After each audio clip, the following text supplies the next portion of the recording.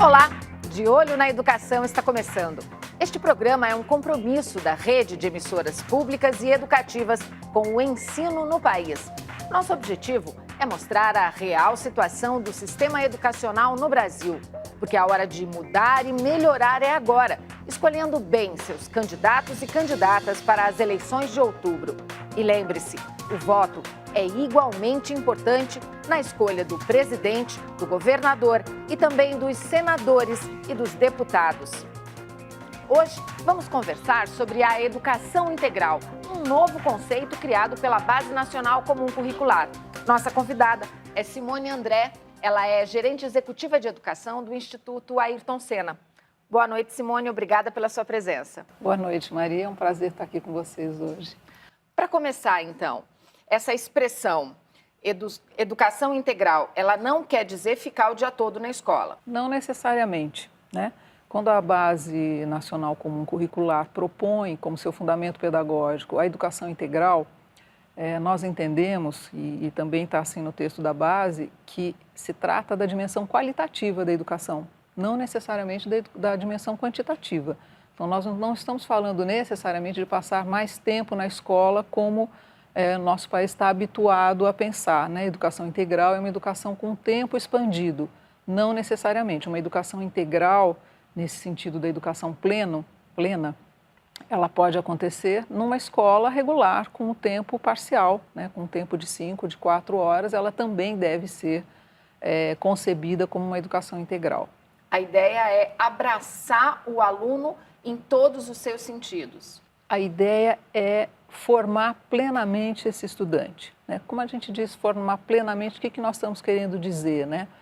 Nós estamos querendo dizer formar esse estudante para que ele seja capaz, saindo do período escolar, né? Saindo do ensino médio, que ele seja capaz de escolher os seus caminhos na vida, ou seja, de realizar o seu projeto de vida. Que pessoa ele será, que cidadão ele será, que futuro profissional ele será. Tudo isso se desenvolve na escola. Então, a educação integral é uma educação que propõe um currículo por competências, essas competências voltadas para a formação plena do estudante, no sentido de formar para a sua autonomia, para ele poder fazer escolhas na vida. A Base Nacional Comum Curricular vai mexer com todas as escolas públicas e privadas do Oiapoque ao Chuí. Mas por onde começar a mudança dos currículos? O guia lançado pelo Instituto Ayrton Senna é mais uma opção à disposição dos educadores, que precisam ter um norte para fazer essa travessia.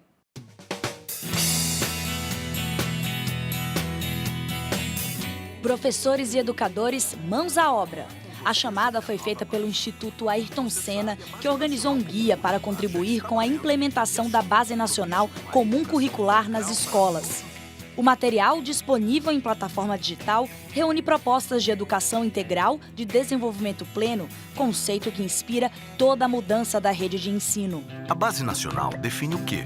Ou seja, o conteúdo essencial para a aprendizagem e o desenvolvimento dos estudantes. E os currículos apresentam os porquês e como, para que a educação integral aconteça na prática. Antes, o conceito de educação integral era uma escolha da instituição, dentro do currículo escolar. Hoje, esse modelo de educação se tornou o norte da aprendizagem em sala de aula. Essa cartilha esclarece o que é educação integral e qual a visão de estudante definida pela base. A partir daí, o manual aponta os caminhos para que o educador produza sua proposta de trabalho, o texto introdutório do currículo. É no texto introdutório que a Secretaria diz aqui esse currículo veio. Ao que todas as áreas de conhecimento e as disciplinas vão responder, vamos dizer assim. E se você não coloca a educação integral aqui, nesse contexto do texto introdutório, dificilmente você depois faz isso chegar em sala de aula. Qual a transformação que a educação integral provoca? É a intencionalidade do desenvolvimento cognitivo e socioemocional que abre espaço para o novo, para a criatividade na sala de aula, para a problematização, para trabalho em time, que exercita, por exemplo, a vivência de negociar novos pontos de vista.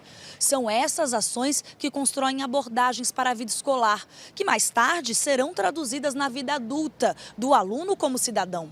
É nesse sentido que a educação integral é importante para o desenvolvimento do país. O desenvolvimento de competências está dando o que falar. Ao adotar esse enfoque, a Base Comum Curricular estabeleceu que os alunos devem saber: conhecimentos, habilidades, atitudes e valores. E, sobretudo, o que os alunos devem saber fazer. Mobilizar esses conhecimentos para resolver demandas complexas da vida cotidiana, do exercício da cidadania e do mundo do trabalho. A BNCC definiu 10 competências que servem de referência para o professor fortalecer as ações que garantam as aprendizagens essenciais. Quando você coloca a educação integral num outro lugar, a gente ouvia as secretarias: ah, entendi, ah, agora eu percebi o que vocês estão falando.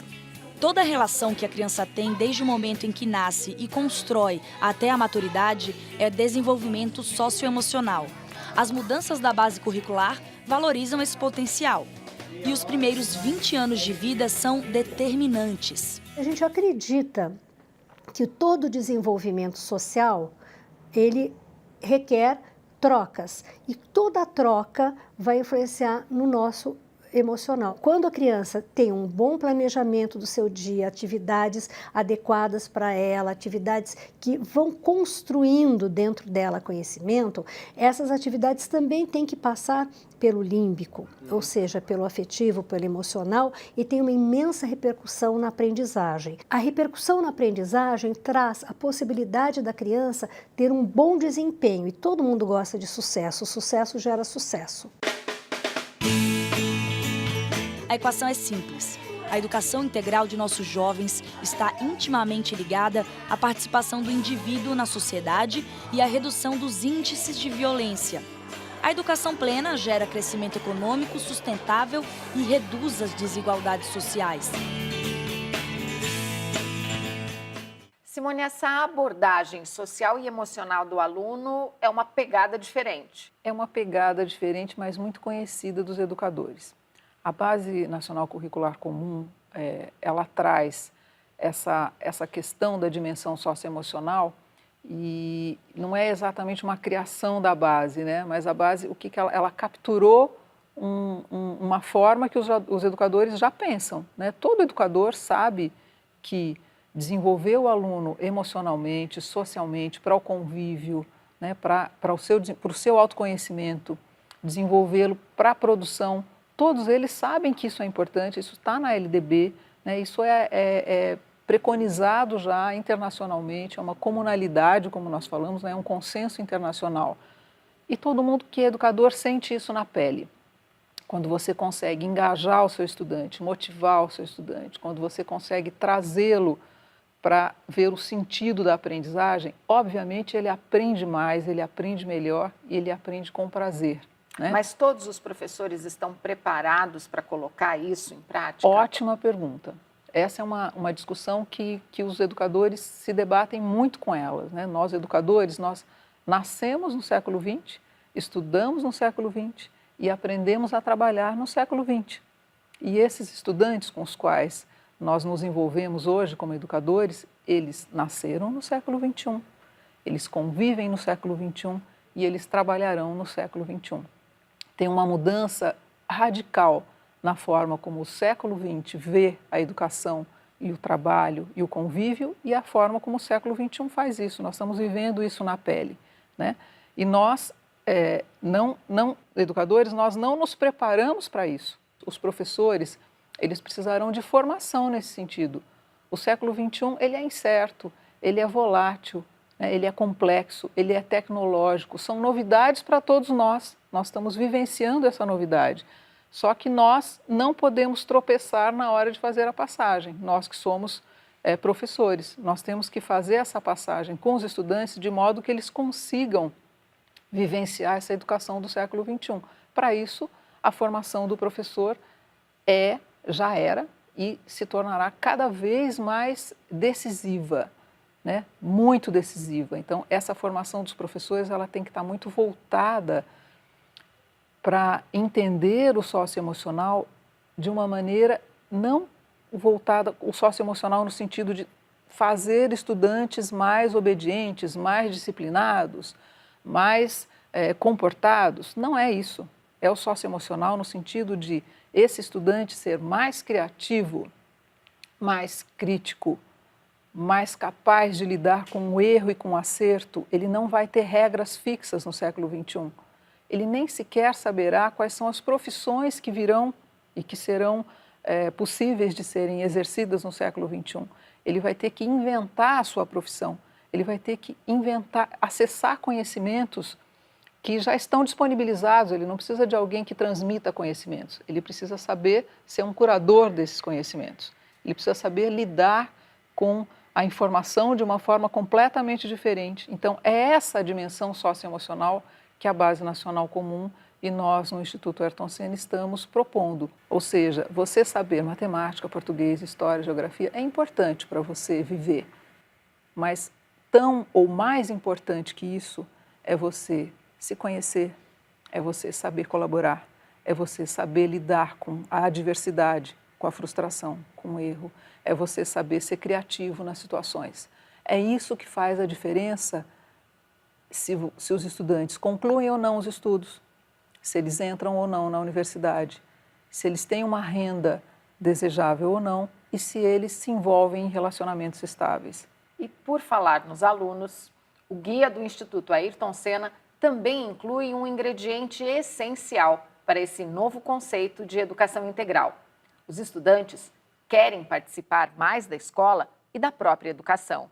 O levantamento foi feito com 130 mil estudantes do país. 52% acham que a participação deles nas decisões da escola é muito importante para a educação que sonham. 56% gostariam de estudar em uma escola onde pudessem se envolver em projetos de melhoria da escola ou da comunidade. Em outro recorte da pesquisa, 1 a cada 4 estudantes gostaria de poder escolher as disciplinas que terão na escola. E 1 a cada 4 estudantes gostaria que a escola ajudasse a desenvolver habilidades. Sobre o foco que a escola deve trabalhar, os estudantes escolheram.